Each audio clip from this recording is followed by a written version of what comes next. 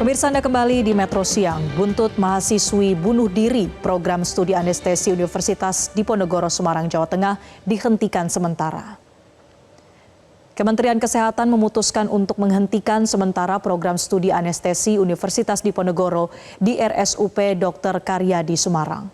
Keputusan ini dibuat sebagai tindak lanjut dari kasus tewasnya mahasiswi kedokteran yang diduga bunuh diri dengan menyuntikkan obat bius. Kementerian Kesehatan meminta Direksi RSUP Dr. Karyadi dan Fakultas Kedokteran Undip menginvestigasi pemicu mahasiswi tersebut hingga mengakhiri hidupnya.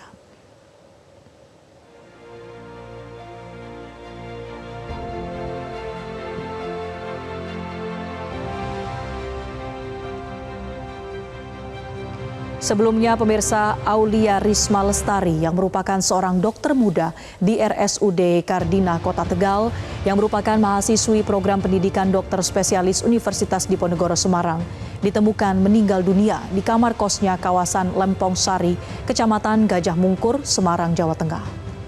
Muncul dugaan adanya perundungan di lembaga pendidikan itu terhadap korban yang menjadi pemicu untuk mengakhiri hidupnya.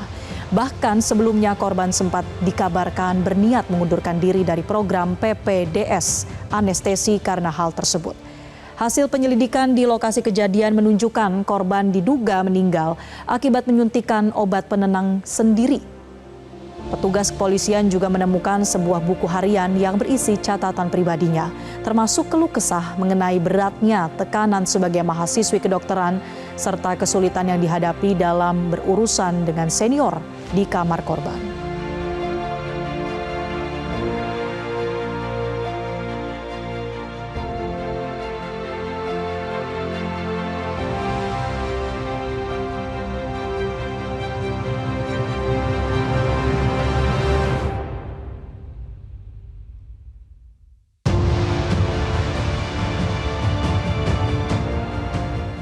Pemirsa, kami akan konfirmasi langsung bagaimana sebenarnya kasus ini bisa terjadi. Kita telah terhubung dengan M. Syahril, Jubir Kementerian Kesehatan Republik Indonesia. Selamat siang, Pak Syahril. Ya, selamat siang, Mbak Marcel. Baik, terima kasih atas waktunya, Pak Syahril. Bagaimana sebetulnya kronologi awal dari kejadian ini hingga Dr. Aulia ini mengakhiri hidupnya? Apa fakta-fakta yang telah dikumpulkan Kemenkes? Ya, sebelumnya kami ingin menyampaikan keprihatinan dan sekaligus turut belasungkawa yang mendalam ya atas meninggalnya Dr. Aulia. Jadi pada tanggal 12 Agustus yang lalu dilaporkan yang bersangkutan oleh Ketua RT meninggal di kosnya ya. Kemudian dilaporkan ke polisi dan dilakukan penyelidikan ya. Nah, dari Kementerian Kesehatan itu mempunyai bukti awal dari buku catatan harian yang bersangkutan, bahwa di dalam buku catatan harian itu ada ditulis beberapa peristiwa yang ini menjurus ke perundungan pada saat yang bersangkutan mengikuti pendidikan. Nah, untuk penyebab kematian yang pasti kami tetap menunggu dari pihak kepolisian karena ini yang berkaitan dengan kasus forensik juga gitu, Pak. Baik. Apakah pihak Kemenkes sudah menghubungi keluarga yang bersangkutan, Pak Syahril, dan bagaimana respon keluarga?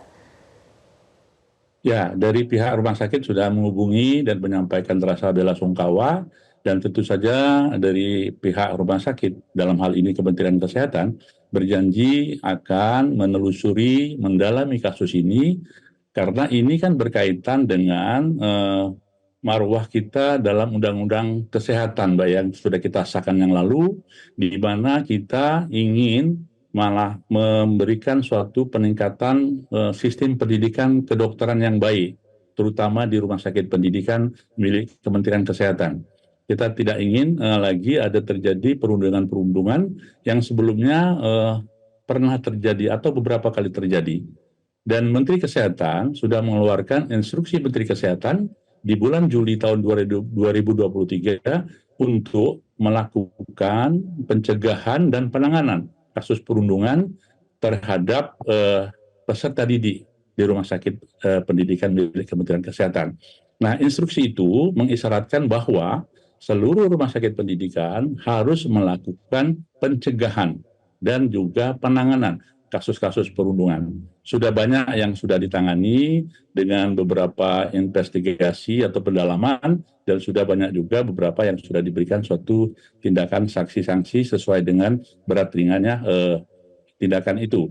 Nah, tentu saja dengan kasus ini itu mengingat kita kembali bahwa apabila kasus ini memang nanti terbukti ada perundungan yang menyebabkan seseorang depresi atau tekanan jiwa yang berakhir kepada bunuh diri, itu bagian dari yang harus kita lakukan dengan cepat. Dan alhamdulillah Kementerian Kesehatan melalui Direktur Jenderal Pelayanan Kesehatan sudah melakukan langkah-langkah cepat ya, dengan mengeluarkan surat yang kita sebut dengan pemberhentian sementara program anestesi di Rumah Sakit Karyadi ini gitu, Pak.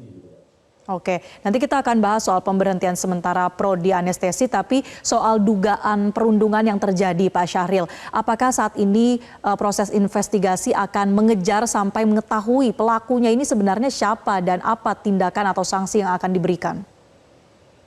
Ya, betul, Pak. Jadi sesuai dengan instruksi Menteri Kesehatan itu kita akan melakukan pendalaman ya, sekaligus nanti ada investigasi apakah itu terjadi pada peserta didik atau pada pendidiknya atau dosennya atau pada manajemen rumah sakit atau pegawainya. Itu semua akan diinvestigasi dan nanti akan diketahui peran masing-masing, dan disitulah nanti apakah keterlibatan masing-masing ini akan kita pertimbangkan untuk diberikan suatu sanksi apabila hal ini memang ada kaitan terhadap perundungan ini gitu. Baik. Selama ini pengawasan terhadap kasus-kasus dugaan perundungan, bullying yang terjadi di lingkungan kedokteran atau rumah sakit, bahkan lingkungan pendidikan ini seperti apa, Pak? Apakah pengawasan rutin dilakukan atau Kemenkes juga mengevaluasi sebetulnya ada pembiaran yang dilakukan sehingga ada terus nih kasus kekerasan terhadap dokter? Ya, sebetulnya untuk pendidikan dokter umum maupun dokter spesialis ini ranahnya adalah di Kementerian Pendidikan, ya. Jadi mereka melakukan seleksi, melakukan pengawasan terhadap pendidikan ini. Namun mereka ini melakukan praktek lapangan atau pendidikannya itu di rumah sakit pendidikan. Nah, melalui instruksi Menteri Kesehatan kita sudah mengajak semua pihak yang terkait. Apakah itu Kementerian Pendidikan, kemudian pemerintah daerah yang memiliki rumah sakit umum daerah yang berfungsi sebagai rumah sakit pendidikan, termasuk Kementerian Kesehatan sendiri, untuk melakukan pencegahan dan penanganan. Nah, di sana juga ada termaktub di dalam pengawasan. Salah satu pengawasan yang diberikan adalah kita membuat situs atau kanal-kanal yang dapat diakses oleh semua pihak. Apakah itu peserta didik, keluarga, atau pihak yang lain pun, untuk memberikan informasi atau laporan yang berkaitan dengan perundungan. Dan di situ kita jamin kerahasiaannya dan dilindungi secara hukum. Dan sekarang sudah cukup banyak ya mereka melaporkan dan ditindaklanjuti oleh Inspektur Jenderal Kementerian Kesehatan. Jadi untuk pengawasan secara langsung kami dilakukan oleh direktur masing-masing rumah sakit, dan juga melalui juga Inspektur Jenderal manakala sudah ada laporan-laporan gitu, Pak. Baik, kita nantikan langkah tegas berikutnya terutama dari pemerintah juga, Pak Syahril. Terima kasih Pak Syahril, juru bicara Kementerian Kesehatan Republik Indonesia telah bergabung bersama kami di Metro Siang. Jelajahi cara baru mendapatkan informasi. Download Metro TV Extend sekarang.